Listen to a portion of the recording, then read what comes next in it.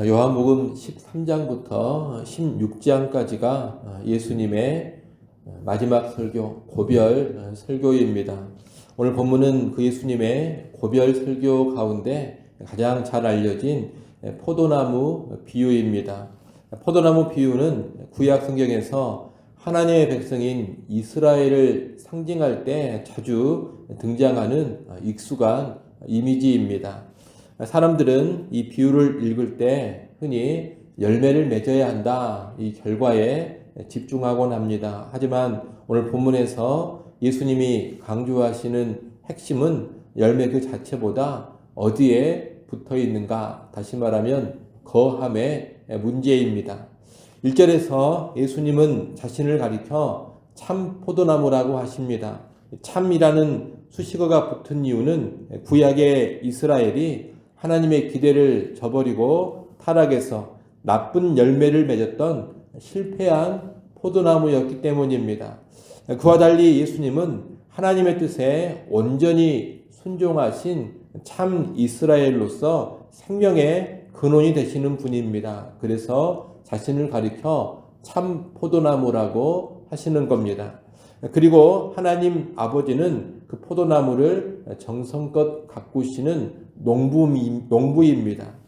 이 농부이신 하나님은 포도나무와 연관해서 두 가지 방식의 가지치기를 하십니다. 첫째는 제거하는 작업입니다. 2절 상반절 말씀을 한번 보십시오.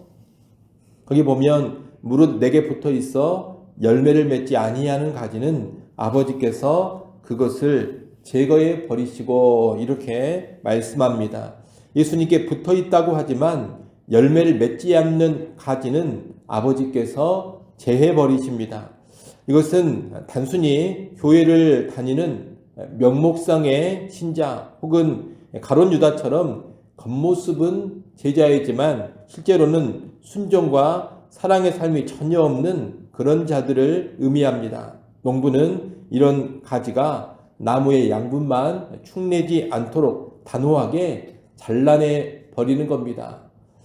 둘째는 깨끗하게 하는 작업입니다. 2절 하반절을 보게 되면 무릇 열매를 맺는 가지는 더 열매를 맺게 하려 하여 그것을 깨끗하게 하시느니라 라고 말씀합니다. 여기서 깨끗하게 하신다라는 말은 가지치기를 한다, 이런 뜻입니다. 나무는 적절히 가지치기를 해줘야 더 좋고 더 크고 더 많은 열매가 맺히게 됩니다.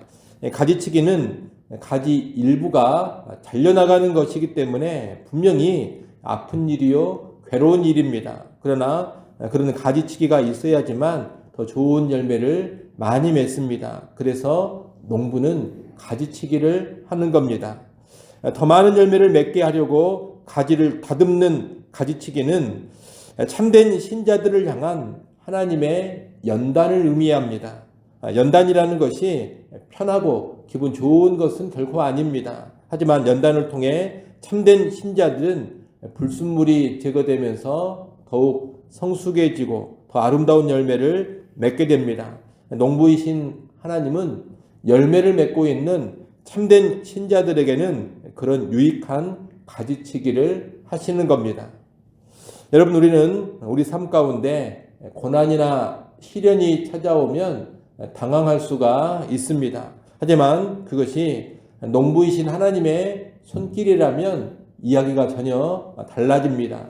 그것은 우리를 완전히 제거하려는, 우리를 죽이려는 톱질이 아닙니다. 우리 삶에 불필요한 욕심과 불순물을 제거해서 우리의 삶을 더욱더 풍성하게 만들어 가시려는 하나님의 사랑의 가위질, 사랑의 가지치기인 것입니다. 그러니 우리가 참된 신자라면 이 하나님의 가지치기, 다듬어 가심을 기쁨으로 받아들일 수 있어야 할 것입니다. 그럴 때 우리의 삶은 더 많은 열매를 맺게 될 것이고 우리 삶은 더욱더 풍성해져 갈 겁니다. 3절 말씀에 따르면 이러한 참된 신자들은 예수님이 주신 복음의 말씀으로 이미 깨끗해진 사람들이라고 합니다. 이런 참된 신자들이 열매를 맺기 위해 요구되는 하나의 명령이 4절에 주어집니다. 우리가 앞에서 참된 신자들이라면 하나님이 열매를 많이 맺도록 하기 위해서 가지치기 작업을 하신다 했습니다. 그것은 하나님이 하시는 일입니다. 그런데 참된 신자가 그들 편에서 해야 될 일이 또 있는 겁니다. 그것이 4절에서 주어지는 명령입니다. 무엇입니까? 내 안에, 예수님 안에 거하라는 겁니다. 가지가 포도나무에 붙어 있으면 포도나무가 공급하는 생명력과 양분을 힘입어서 열매를 맺게 됩니다.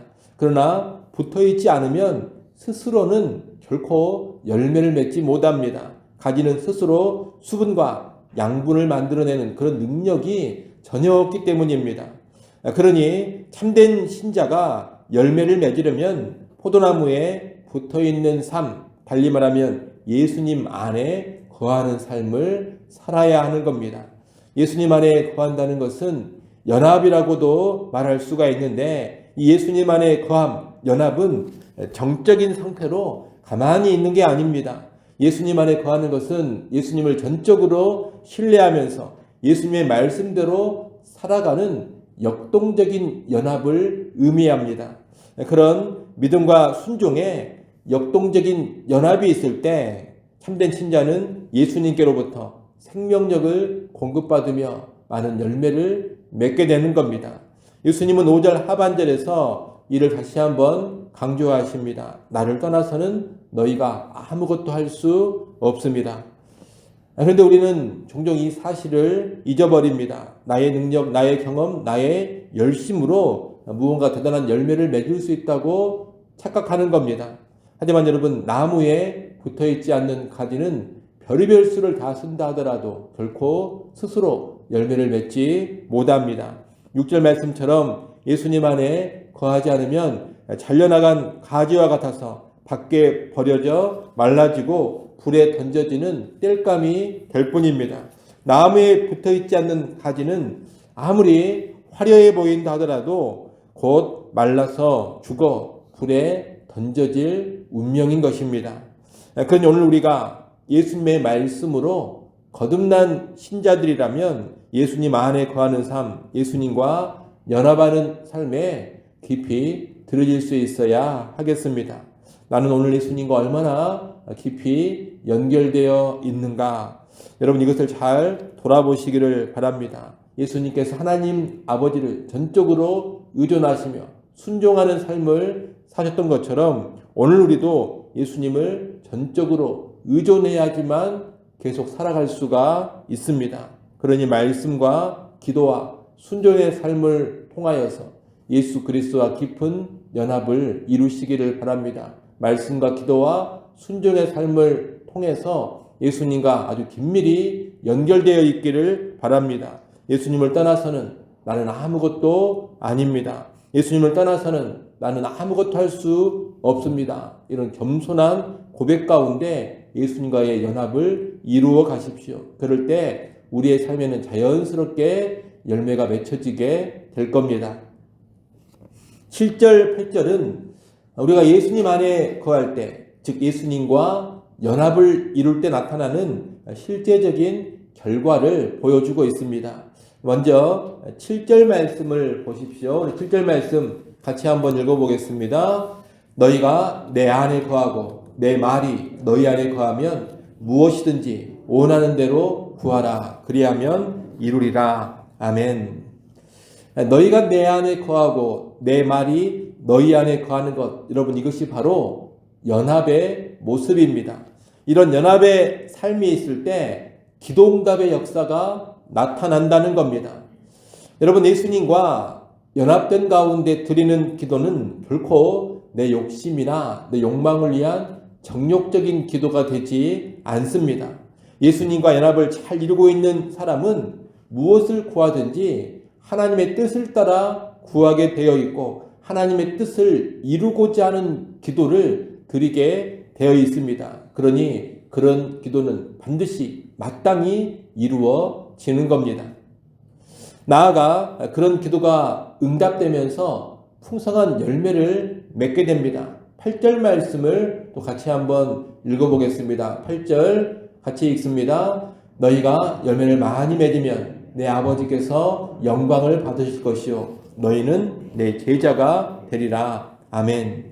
예수님과 연합을 잘 이루고 있는 신자는 기도응답으로 많은 열매를 맺게 됩니다. 여기서 열매라는 것은 다른 게 아닙니다. 그것은 바로 예수님이 강조하신 사랑의 삶입니다. 여러분, 이 고별 설교 요한복음 13장, 14장, 15장, 16장에서 순종 또는 열매가 나오면 그것은 항상 무엇과 연관되어 있느냐? 사랑과 연관되어 있습니다. 순종은 서로 사랑하라는 계명에 순종하는 것이고 열매는 그 계명에 순종하는 가운데 맺어지는 사랑의 열매인 것입니다.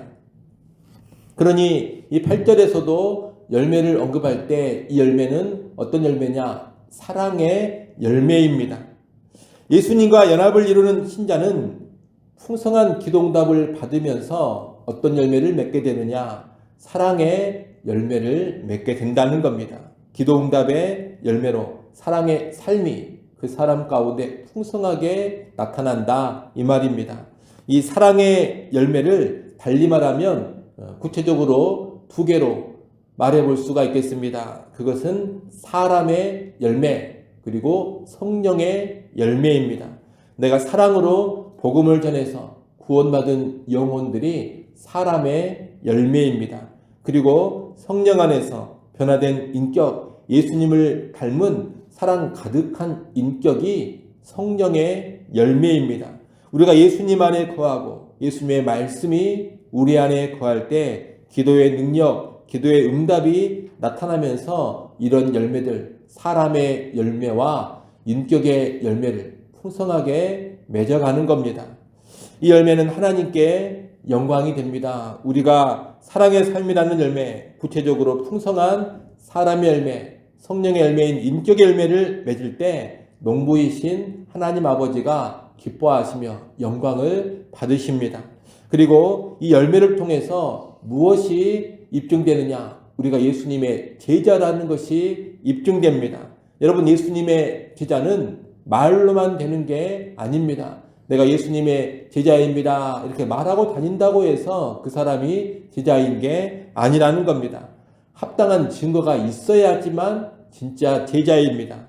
우리는 사랑의 열매를 맺음으로써 우리가 예수님의 진정한 제자라는 것을 입증합니다. 세상은 그 사랑의 열매를 보면서 우리가 진정한 예수의 제자라는 것을 또 인정해 주는 겁니다. 제자됨은 이렇게 삶의 열매, 사랑의 열매로서만 확증이 되어집니다.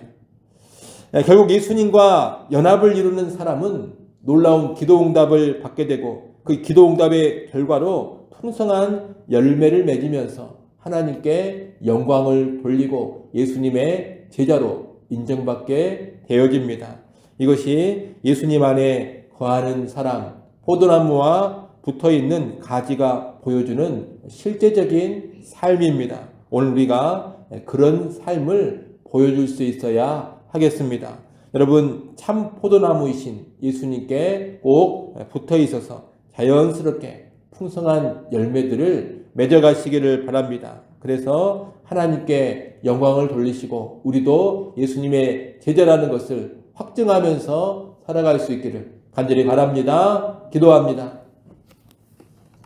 하나님 아버지, 예수님 말씀으로 거듭난 신자로서 예수 그리스도와 긴밀한 연합을 이루어 가게 하여 주옵소서. 예수님을 떠나서는 내가 아무것도 아니요, 예수님을 떠나서는 내가 아무것도 할 수 없음을 늘 인정하고 고백하면서 그런 겸손 가운데 예수님과 붙어있는 삶, 예수님 안에 거하는 삶, 예수님과 연합의 삶을 아름답게 이루어 가게 하여 주옵소서. 그 연합 가운데 풍성한 기도 응답을 누려가게 하시고 사랑의 열매를 많이 맺게 하여 주옵소서. 사랑의 복음 전파를 통하여 사람의 열매도 풍성하게 맺어가게 하시고 성령 안에서 변화되어서 사랑으로 특징되어지는 인격의 열매, 성령의 열매 풍성히 맺게 하여 주옵소서. 이 열매 맺음을 통하여서 농부이신 하나님의 기쁨 되게 하시고 하나님께 영광을 돌리게 하시며